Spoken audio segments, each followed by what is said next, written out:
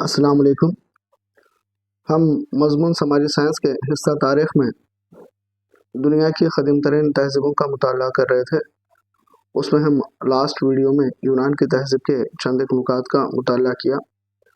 आज पार्ट 2 में उसके आगे की चंद सक़ाफ़ती दीनों के बारे में इस वीडियो में जानेंगे। तो उससे पहले मैं जो लास्ट क्लास थी उसका एक छोटा सा रिवीजन करना चाहूँगा। यूनान की तहज़ीब के मुताल्लिक़ मशहूर मौरिख़ अर्नल्ड टॉइनबी का क़ौल हमने सबसे पहले देखा था कि उनका क़ौल था कि माँ के पेट में पलने वाले बच्चे की तरह यूरोपी तहज़ीबें यूनान के माशरे में परवान चढ़ी और यूनान की तहज़ीब यूरोप की तमाम तहज़ीबों की माँ है और तमाम तहज़ीबों की बुनियाद है। उसके बाद हमने देखा था यूनान की जोग्राफ़ियाई साख्त, जिसमें इस तहज़ीब को ग्रीक यूनान हेलस के नाम से जाना जाता है और ये जज़ीरा नुमा मुल्क 3 समंदरों से घिरा हुआ है, एजियन, एड्रियाटिक, आयोनियन। और इस तरह क़दीम बाशिंदे जो यहाँ पर आकर बस गए थे, दरअसल वो दरियाई डनूब के किनारे से खानाबदोश क़बाइल थे जिन्होंने क़ब्ल मसीह 1400 में आकर यहाँ पर बसना शुरू किया और उन्होंने क़ब्ल मसीह 1200 में यहाँ के मुकामी बाशिंदों को हराकर इनके मशहूर शहर ट्राय को फ़तह किया था और उसके बारे में तमाम तफसीलात होमर की तसनीफ़ इलीड में मिलती है। और उसके बाद हमने यूनान की शहरी रियासतों के बारे में देखा था। वो शहरी रियासतें थी एथेंस, स्पार्टा, मकदूनिया, कोरिंथ और तिब्स। इनमें सबसे मशहूर इनकी शहरी रियासत एथेंस के बारे में हमने मालूमात हासिल की थी। एथेंस दुनिया में क़दीम तरीन जमहूरी निज़ाम को रायज करने वाला पहला मुल्क है। जमहूरियत की बुनियाद, जमहूरियत की असल जड़ें एथेंस से मिलती हैं और इस जमहूरी निज़ाम को 3 इनके रहनुमा ड्राको, सोलान और क्लैसिनस ने एथेंस में इस जमहूरी निज़ाम को रायज किया था और उसके बाद आने वाला पेरिक्लस ने इस बराह रास्त जमहूरी निज़ाम को मौसर तरीक़े से जारी करते हुए दुनिया के लिए एक अजीम जमहूरी निज़ाम को अंजाम दिया। और यहाँ पर जो जमहूरी निज़ाम था, उस जमहूरी निज़ाम को हम बराह रास्त या फिर डायरेक्ट डेमोक्रेसी के नाम से जानते हैं। और ये जो पेरिक्लस था, इसके दौर को यूनान की तहज़ीब का सुनहरा दौर भी कहा जाता है। ये सारी चीज़ें हम लास्ट क्लास में देखे थे। उसके बाद ये जो यूनान की तहज़ीब है, उसमें एथेंस जो थी शहरी रियासत, जमहूरी निज़ाम रखने वाली, उस शहरी रियासत को कमज़ोर करने वाली या फिर इस शहरी रियासत के ज़वाल को अंजाम देने वाली 2 जंगों के बारे में हमने देखा था। पहली थी मैराथन की जंग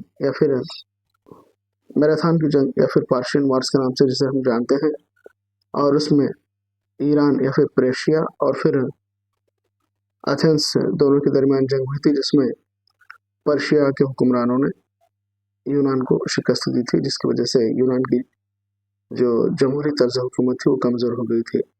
उसके बाद दूसरी जंग हुई थी पेलोपोनेशिया की जंग, जिसमें यूनान की 2 शहरी रियासतें एथेंस और स्पार्टा के दरमियान लड़ाई हुई थी, जिसमें एथेंस को मुकम्मल तौर पर शिकस्त देते हुए स्पार्टा ने अपने तर्ज इंतज़ामिया में या फिर स्पार्टा में एथेंस को ज़ब्त कर लिया था। तो यहाँ पर हम फ़ोटो भी देखे थे पेरिक्लस की। और उसके बाद और एक मशहूर शहरी रियासत मकदूनिया के बारे में भी हमने मालूमात हासिल की थी।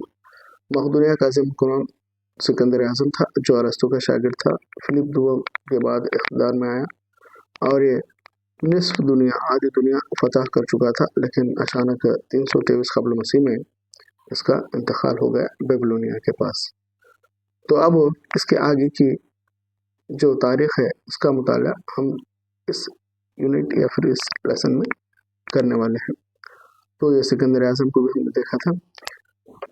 जब सिकंदर आज़म का इंतकाल हुआ तो इसकी सल्तनत को इसके 3 सिपहसालार सेलूकस, टॉलेमी और एंटिगोनस ने आपस में तकसीम कर लिया और फिर अलग अलग इलाक़ों से अलग अलग हुक्मरान हुकूमत करना शुरू कर दिए।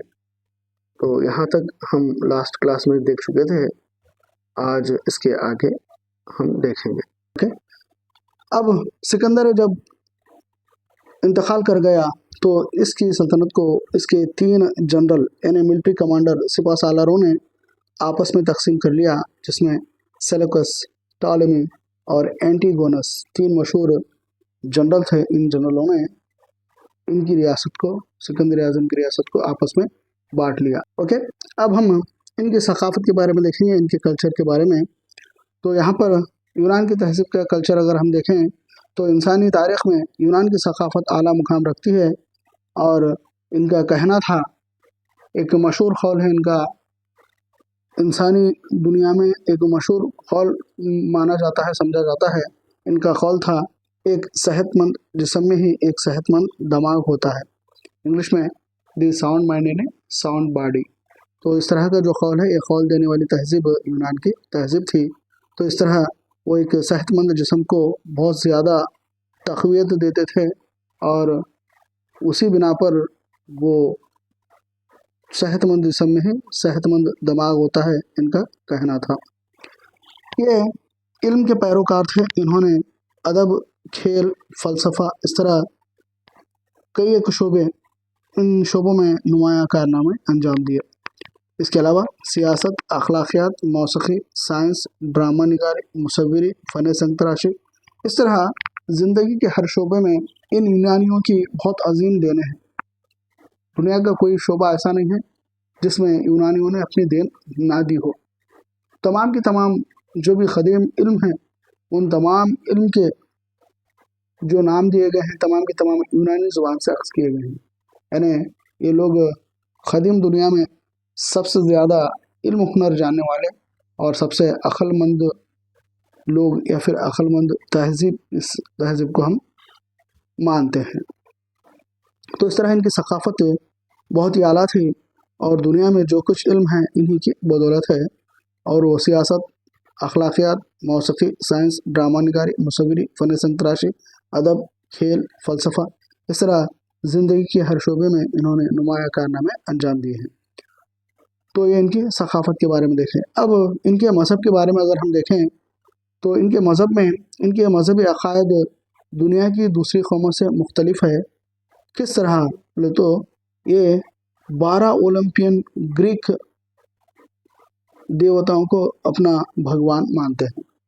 तो इनके कुल भगवान या फिर इनकी देवताओं की तादाद 12 है और उन 12 देवताओं को ओलंपियन गॉड, 12 ओलंपियन गॉड जिसे कहते हैं, तो वो 12 ओलंपियन गॉड्स को ये अपने देवता मानते हैं।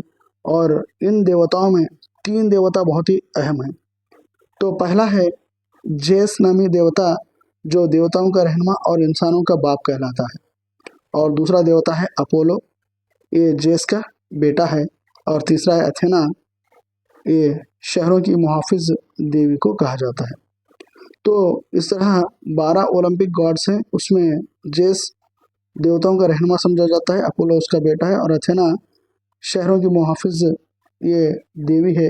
इन 3 देवताओं को बहुत ही ज़्यादा चाहत के साथ ये इन देवताओं की परस्तिश करते थे। और ये तमाम के तमाम जो 12 देवता हैं या फिर 12 ग्रीक के जो गॉड हैं, उन तमाम गॉड का मिस्किन ओलंपस पहाड़ था। तो ग्रीक देवताओं का मिस्किन कौन सा इलाका था या फिर ग्रीक देवताओं का मिस्किन क्या है बोल के इस तरह के सवाल आ सकते हैं एग्जाम्स में।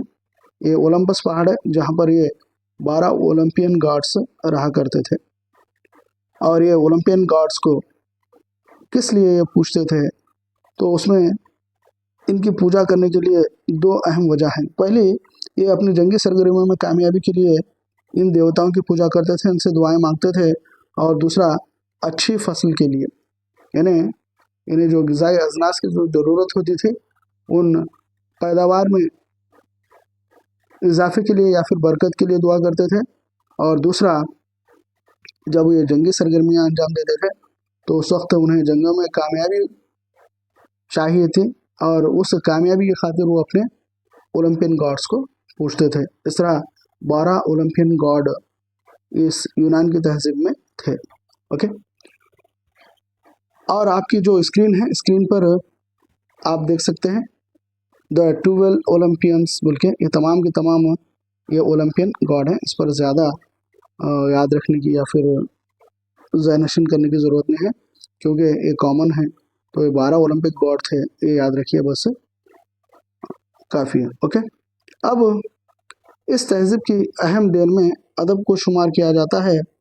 दुनिया की क़दीम अदब में सबसे बड़ा हिस्सा यूनानियों का है।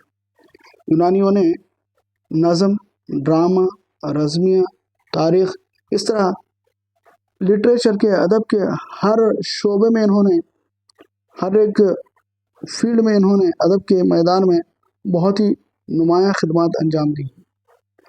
तो इसमें सबसे बड़ी देन जो शायर होमर था, जिसने इलियड नामी किताब लिखी, जिसमें ट्राय शहर की बर्बादी को इसने बयान किया है, और इसके अलावा ओडिसी नामी एक और किताब है। ये दोनों किताबें लिखने वाला होमर इस तहज़ीब का, इस दौर का अजीम रज़मिया कार या फिर अजीम रज़मिया निगार माना जाता है, और एक्चुअली ये अंधा था। इस दौर का मशहूर शायर था, अदीब था, रज़मियाकार था, और इसने इलियड और ओडेसी नामी किताब लिखी, लेकिन ये आँखों से अंधा था। ये होमर इस दौर का मशहूर अदीब, जिसने यूनान की समाजी, सियासी और माशी सकाफ़त को अपनी किताबों में बयान किया है। इसके अलावा इस दौर में छोटी नज़में लिखी जाती थी, जिसे लिरिक्स के नाम से जाना जाता है। आज जो मौसीकी के, मूवीज़ के, फिल्मों के जो गाने होते हैं, उन गानों की लाइनों को हम लिरिक्स कहते हैं। इस तरह की छोटी छोटी नज़में लिखने का जो काम है, या फिर छोटी छोटी नज़में दुनिया में पहली मर्तबा यूनान में लिखी गई हैं, और उन्हें लिरिक्स कहा जाता था, और लेयर नामी एक मौसीकी के साथ इन्हें गाया जाता था।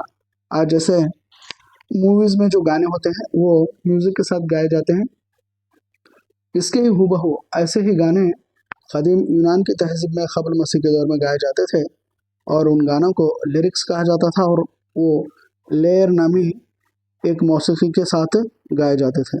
इस तरह के गाने लिखने वाले दो मशहूर नज़्म निगार थे, जिसमें पहला है पिंडर बोल के, दूसरा है सैपो। ये छोटी नज़्म लिखने वाले मशहूर उस दौर के शायर हैं, और ये पिंडर मेल है और सैपो फीमेल है।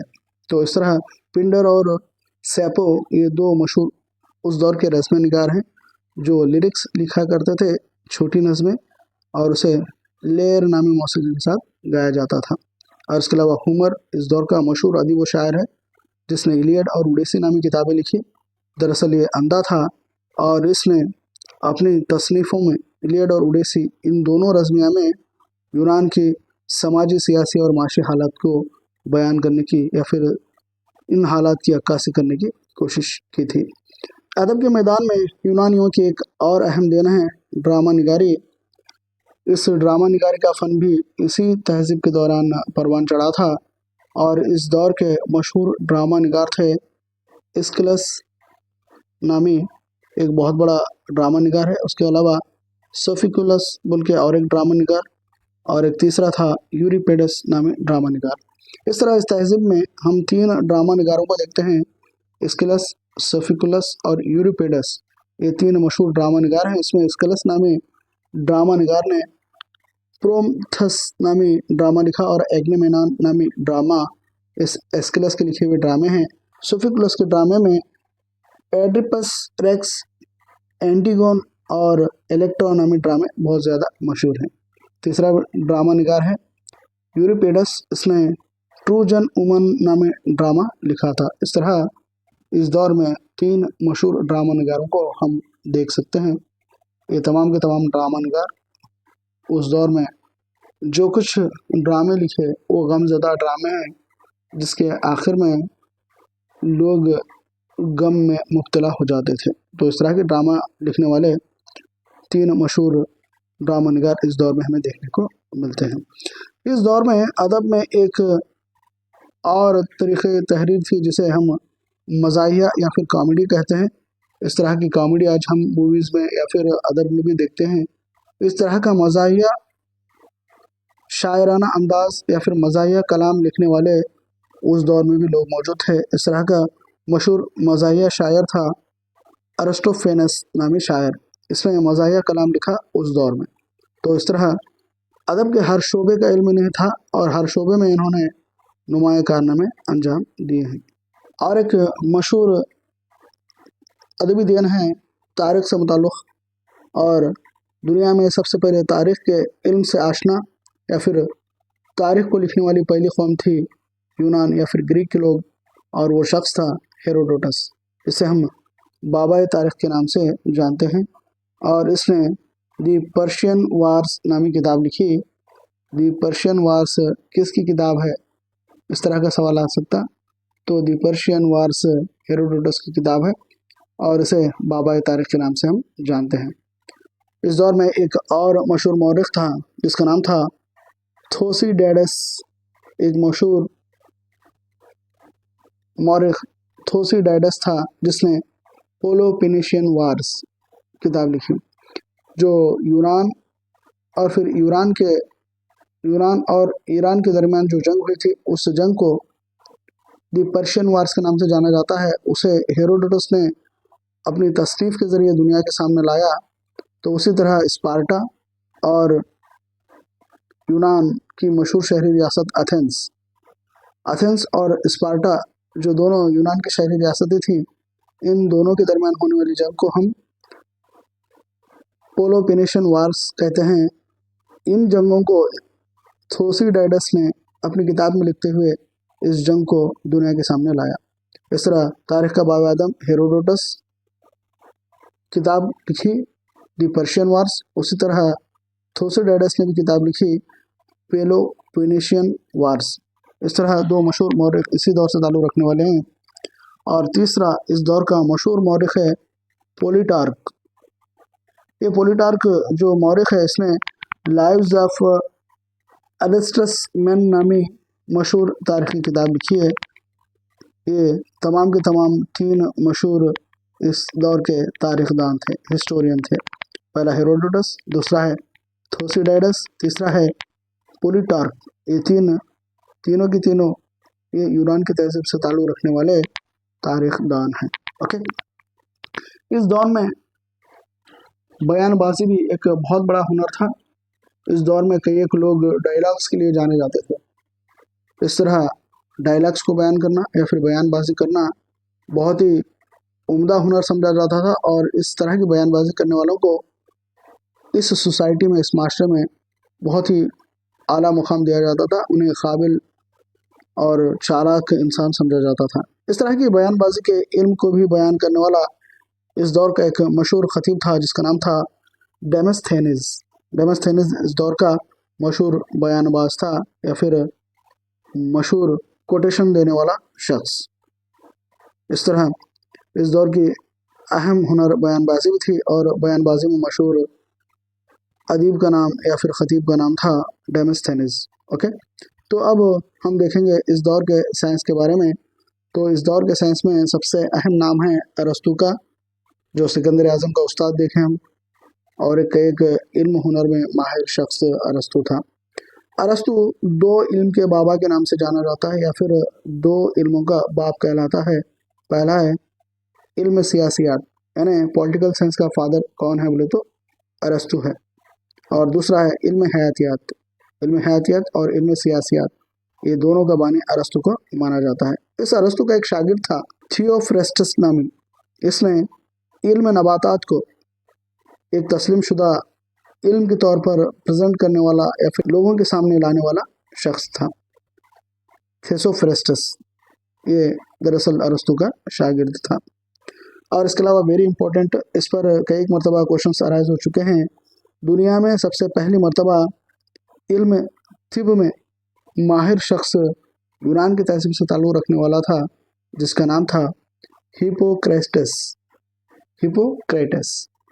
ये हिपोक्रेटस जो है यूनान की तहजीब का पहला डॉक्टर था, इल्म तिब का माहिर था। इसी वजह से इसे इल्म तिब का बाप भी कहा जाता है। इल्म तिब का बाप हिपोक्रेटस को कहा जाता है और इसी दौर से ताल्लुक़ रखने वाला है। इस पर कई एक मरतबा एग्ज़ाम्स में सवाल आ चुके हैं। अब इस दौर में और भी कई एक साइंस के इनमें माहिर लोग थे, जिसमें टॉलमी नामी एक बहुत बड़ा ज्योग्राफियादान था, जिसने ज़मीन मरकज़ी नज़रिया को पेश किया, यानी जियोसेंट्रिक थ्योरी जिसे हम कहते हैं, यानी ज़मीन ही सारी कायनात का मरकज़ है।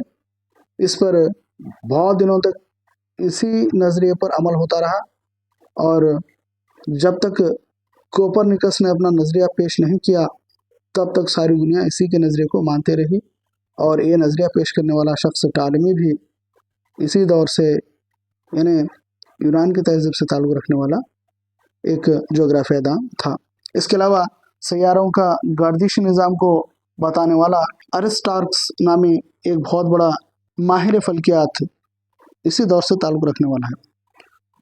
सैयारों की गर्दिशी निज़ाम को बयान करने वाला माहिर फल्कियात अरिस्टार्क्स, ये भी यूनान के दौर से ताल्लुक़ रखने वाला एक बहुत बड़ा आलिम था।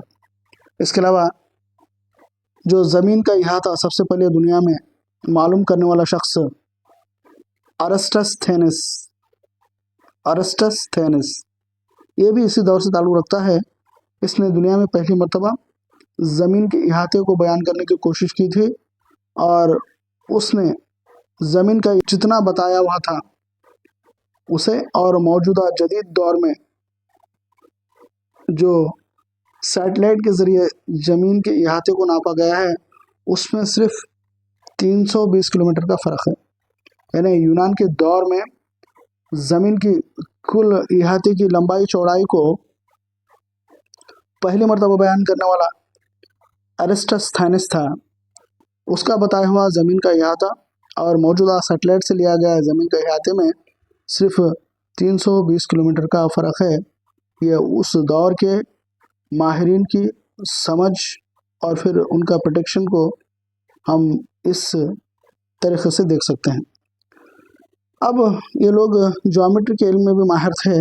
इसमें मशहूर ज्योमेट्रीदान, जिसे ज्योमेट्री का बाबा आदम कहा जाता है, यूक्लिड, और मशहूर ज्योमेट्रीदान पाइथागोरस और आर्किमिडीज, ये तीनों यूनान के दौर के मशहूर ज्योमेट्रीदान माने जाते हैं। ये तमाम तीनों की तीनों इसी यूनानी तहज़ीब से, यूनानी दौर से ताल्लुक़ रखने वाले थे, यूक्लिड, पाइथागोरस और आर्किमिडीज। जो आपकी स्क्रीन पर जो शख्स दिखाया जा रहा है, यह है हिप्पोक्रेटिस, जिसे इल्म तिब का बाप कहा जाता है। अब हम इल्म में देखेंगे इस दौर का फ़लसफ़ा। ये जो फ़लसफ़ा दुनिया को देने वाले लोग यूनान के लोग हैं, और ये जो फ़लसफ़ा जो लफ्ज़ है यूनानी ज़ुबान के फ़िलासफ़िया नामी लफ्ज़ से लिया गया है, जिसके माने हैं हिकमत की मोहब्बत या फिर लव ऑफ विज़डम। फ़लसफ़ा जो लफ्ज़ है फ़िलासफ़िया नामी यूनानी ज़ुबान से लिया गया है, और इसके माने हैं हिकमत की मोहब्बत, और दुनिया को सबसे पहली मर्तबा फ़लसफ़े का इल्म देने वाले यही लोग थे। इस दौर के मशहूर तीन मशहूर फ़लसफ़ी, जिसमें पहला है सुक़रात, दूसरा है अफ़लातून, तीसरा है अरस्तु। सुक़रात जो पहला फ़लसफ़ी है, इसका शागिर्द था अफ़लातून, अफ़लातून का शागिर्द था अरस्तु, और अरस्तु का शागिर्द आपको मालूम ही है, अरस्तु का शागिर्द था सिकंदर आज़म। सिकंदर आज़म फ़िलासफ़र नहीं है, अज़ीम फ़ातिहा है। ओके, ये अब सुक़रात, अफ़लातून और अरस्तु जो हैं, ये इस दौर के मशहूर फ़िलासफ़र हैं, और इनमें अफ़लातून की खिदमत बहुत ही अहम है। इसमें एकेडमी नामी तालीम का क़ायम करते हुए कई एक लोगों को इल्म से आरास्ता करने वाला शख्स था, और इसने अपने उस्ताद सुक़रात के बयानों को डायलॉग नामी तसनीफ़ में लिखा, और ख़ुद इसने एक रिपब्लिक और द लाज नामी किताबें लिखा, और इस रिपब्लिक नामी किताब में मिसाली रियासत का तस्वुर पेश किया, और ये जो किताब है दुनिया की सबसे बेहतरीन इंतज़ामिया की किताब मानी जाती है। इसी किताब में अफ़लातून ने मिसाली रियासत का तस्वुर पेश किया था। और इसके बाद दूसरा एक और फ़िलासफ़र है अफ़लातून का शागिर्द अरस्तु, इसने दी पॉलिटिक्स और हिस्ट्री ऑफ एनिमल्स नामी किताबें लिखी, और ये अरस्तु इल्म हयातियात और इल्म सियासियात, ये दोनों का बाबा आदम है, या फिर इन दोनों इल्म का फादर है। दी पॉलिटिक्स जो किताब है ये इल्म सियासियात पर लिखी गई किताब है, और ये हिस्ट्री ऑफ एनिमल्स जो है ये इल्म हयातियात पर लिखी हुई किताब है। और कई एक मरतबा एग्ज़ाम्स में आया, एक खौल दिया हुआ रहता और उस पर सवाल अराइज होता ये खौल किसका है। तो यहाँ पर इसका एक मशहूर खौल है अरस्तु का, इंसान समाजी जानदार है। ये किसका खौल है? इस तरह के सवाल आते इम्तिहान में। तो इंसान समाजी जानदार है ये कहने वाला शख्स था अरस्तु। अरस्तु का खौल था इंसान समाजी जानदार है। ये मशहूर खौल देने वाला यही शख्स था, अरस्तु था, जो यूनान का तीसरा मशहूर फ़िलासफ़र माना जाता है। अब इस तहज़ीब की देन में एक और अहम देन है इस तहज़ीब के खेल। आज दुनिया भर में हम जिन खेलों को ओलंपिक्स के नाम से जानते हैं, इन ओलंपिक्स को ज़माने क़दीम में शुरू करने वाले लोग ही यूनान के थे। इन क़दीम यूनानियों ने इस ओलंपिक खेल को 12 देवता थे, ओलंपियन गॉड्स। तो उन ओलंपियन गॉड्स के त्योहारों के दौरान इन खेलों को खिलाया जाता था। तो ये 776 क़ब्ल मसीह में ओलंपिया त्यौहार के दौरान क़दीम यूनान में क़दीम खेल का आगाज़ हुआ। तो इसमें जो मशहूर खेल थे उसमें पहला है लंबी छलांग, मैराथन दौड़, जेवलिन थ्रो, कुश्ती, इसके अलावा नज़म ख़्वानी, इस तरह की बहुत सारे अदबी और फिर सक़ाफ़ती हुनर को पेश करने का वहाँ पर मौका दिया जाता था। और इन मुकाबलों में जो जीतते थे उन्हें जीतने वालों को अलायु पत्तों का ताज पहनाया जाता था, जिसका मतलब था अलायु पत्तों का ताज पहनाना, यानी ओलंपियन गॉड्स का करम इन पर हुआ, इस तरह दर्शाने के लिए इन्हें अलायु पत्तों का ताज पहनाया जाता था। इसमें जो एक मशहूर खेल है जिसे हम मैराथन दौड़ के नाम से जानते हैं, दरअसल ये मैराथन दौड़ इस ओलंपिक में रखने का मतलब क्या था बोले तो, यहाँ पर जब पर्शियन वार्स चल रहे थे, यानी पर्शियन वार्स यानी यूनान की तमाम शहरी रियासतें एथेंस की क़यादत में ईरान के ख़िलाफ़ जब लड़ रही थी, तो उस दौरान इब्तिदा में यहाँ पर एथेंस को फ़तेह हासिल होती है, और उस फ़तेह की या फिर उस जीत की खबर को एक फिलिपाइड नामी सिपाही ने अपने लोग यानी एथेंस के लोगों को इस बात को पहुंचाने की खातिर पर्शियन वार्स में एक इब्तिदा में होने वाली जीत को, फतह को अपने लोगों को तक पहुंचाने की खातिर उस फिलिपाइड नामी सिपाही ने तकरीबन 26 मील दौड़ लगाते हुए अपने मुल्क जाकर पहुंचा था, और उसने इस खुशी की खबर को या फिर फतह की खबर को सुनाते हुए गिर पड़ा और अपना दम तोड़ दिया। इस तरह मुसलसल 26 मील की दौड़ लगाकर आखिरकार मंजिल को पहुंचकर अपने लोगों को फतह की खुशखबरी सुनाते हुए दम तोड़ दिया था। इसी की याद में आज भी ओलंपिक खेलों में दौड़ को मैराथन दौड़ के नाम से जाना जाता है। ओके, तो ये खेल था। इसमें वेरी इंपॉर्टेंट एग्ज़ाम्स में क़दीम ओलंपिक का आगाज़ कब हुआ, क़दीम ओलंपिक खेलों का आगाज़ करने वाले कौन थे, इस तरह के सवाल आ सकते हैं। तो इन खेलों का आगाज़ हुआ था 776 क़ब्ल मसीह में, और इन खेलों का आगाज़ करने वाले यूनान के बाशिंदे थे। ओके, तो ये यूनान के मशहूर फ़िलासफ़र, पहला है सुक़रात, दूसरा है अफ़लातून, तीसरा है अरस्तु। ओके, तो अब इस दौर की सक़ाफ़त में एक और अहम हुनर है फ़न संग-तराशी। तो ये फ़न संग-तराशी यूनानियों की एक अहम देन है। तो इन्होंने इब्तिदा में जो कुछ इमारतें बनाई उनमें सबसे ज़्यादा लकड़ी का इस्तेमाल करते हुए इन्होंने बनाया, बादस ईंटों का इस्तेमाल किया, आखिर में पत्थर का इस्तेमाल भी ये शुरू कर दिए।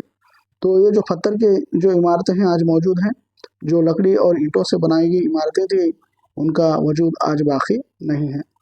तो इस तरह जो इनकी इमारतें हैं वो 3 तर्ज़ तामीरात पर मबनी हैं। तो वो 3 तर्ज़ तामीर ड्यूरिक, आयोनिक और कोरियंत नामी 3 तर्ज तामीर हम इस तहजीब के दौरान देखने को मिलते हैं। और इनकी तमाम तामीरात में एक खूबसूरत तामीर है पार्थेनॉन का मंदिर, पार्थेनॉन टेम्पल जिसे कहते हैं। इस टेम्पल को बनाने वाला पेरिक्लस था, जिसने संगमरमर में इस टेम्पल को तैयार किया। और इस टेम्पल में एक खूबसूरत देवी का मुजस्समा है, अथना देवी का, और इस मुजस्समे की ऊंचाई 34 फीट है। तो इस तरह पार्थेनॉन का मंदिर बनाने वाला पेरिक्लस है, और इसमें खूबसूरत मुजस्समा है अथना का, और ये 34 फीट ऊंचा है। ये तमाम मंदिर संगमरमर से तामीर की गई मंदिर है। और ये मंदिर 46 स्तूपों पर मुश्तमिल है, और इसे यूनान की तहजीब की अनमोल देन समझा जाता है। और इसमें जो अथेना का जो मुजस्समा है, उस मुजस्समे को बनाने वाला मशहूर संतराश था फीडियास। फीडियास नामी मुजस्समा साज ने उस अथेना के मुजस्समे को तामीर किया था, जो पार्थेनॉन मंदिर में लगाया गया है। और ये जो खूबसूरत मंदिर है पेरिक्लस के दौर से ताल्लुक़ रखती है, और पेरिक्लस के दौर को यूनान की तहजीब का या फिर एथेंस की तहजीब का सुनहरा दौर कहा जाता है। ओके। और इसके अलावा इस दौर में सिकंदर आज़म के दौर में परवान चढ़ने वाले गांधार संग तराशी भी एक अहम देन है, जिसमें बढ़ चढ़कर इंसानी इक़दार की अक्कासी करते हुए कई एक मुजस्समे बनाए गए। और उन मुजस्समों को बनाने वाले 2 अहम मुजस्समा साज थे, जिसका नाम पहला है पेडियास और दूसरा है मेरान बल्कि। तो ये जो मेरान है, इसका एक खूबसूरत मुजस्समा आज भी मौजूद है। वो मुजस्समा है डिस्कस थ्रो का मुजस्समा, जो निहायत ही इंतहाई खूबसूरत है। एग्ज़ाम्स में सवाल आता मेरान का वो कौन सा मुजस्समा जो दुनिया भर में मशहूर है, तो वो डिस्कस थ्रो का मुजस्समा है।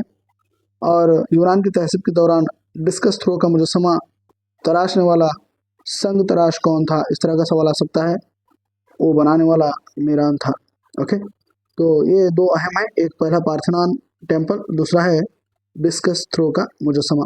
तो आपकी स्क्रीन पर आप देख सकते हैं, पहला है पार्थेनॉन टेम्पल जो कई एक स्तूपों पर मुश्तमिल है, हम देखें, और दूसरा है मेरान का डिस्कस थ्रो करता हुआ संगमरमर में तामीर किया गया मुजस्समा। तो ये इस दौर की अहम फ़न संग तराशी की देने थी। ओके। तो ये था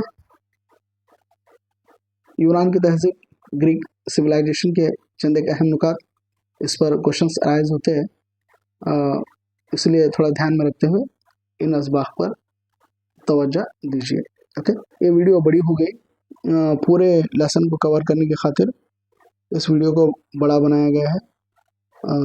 देखिए, आपको जो रेड कलर में हाईलाइट पॉइंट्स नज़र आ रहे हैं, उन्हीं पर ज़्यादा फोकस कीजिए। ये वीडियोस टीटी और सीटी दोनों को ध्यान में रखते हुए बनाई गई है, इसलिए एक्सप्लेनेशन कुछ ज़्यादा है, लेकिन इंशाल्लाह ये तमाम एक्सप्लेनेशन बेकार नहीं होगा। ये जो आप सीईटी लिखने वाले हैं, सीईटी में बहुत कम लोग एलिजिबल हो रहे हैं। अगर आप इन पॉइंट्स या फिर इन नुकात को ध्यान में रखते हुए अगर सीईटी लिखे तो मैक्सिमम मार्क्स आ जाते हैं, डाउट करने की गुंजाइश ही नहीं है। बहुत बेहतर तरीके से कई एक बुक्स को रेफ़र करते हुए इन पॉइंट्स को निकाला गया है, और ये एक्सेलेंट पॉइंट्स हैं। इससे बेहतर पॉइंट्स कौन सी भी किताब में उर्दू में दस्तयाब नहीं है। तो इन पॉइंट्स को ध्यान में रखते हुए आप टीईटी के साथ साथ सीईटी की तैयारी भी कर सकते हैं। इस वीडियो में इतना ही। तो आप हमारे चैनल से जुड़े रहिए, वीडियोज़ देखते रहिए। अस्सलाम वालेकुम।